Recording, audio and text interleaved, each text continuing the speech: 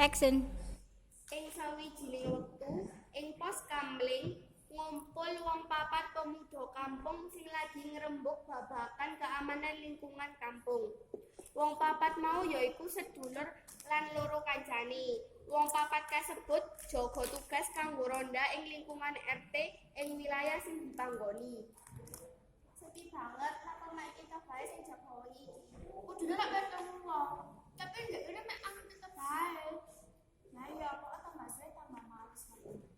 Paling warga akeh sing kesel lek gak ono keperluan liyane. Keperluan nggih boten mesti pas kaya giliran ta. Soal-soal lho. Minggu iki sing ngomong ngomong karo awake dhewe. Saiki wis kurang siji. Ana apa ya? Nggih, napa malih lek kirawan kesadaran. Sakjane, Siskam lagi asik iso ngumpul bareng, ngunjuk kopi, teh bareng, terus makan jajan bareng, amit jajan.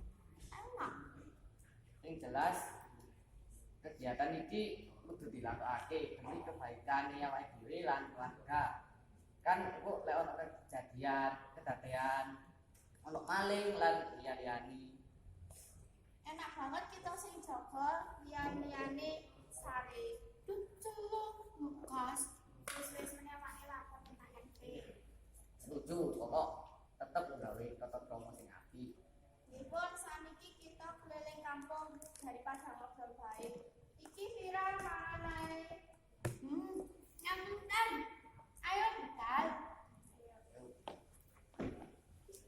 Akhire dheweke kabeh ngubengi kampung gawe mesthekno keamanan.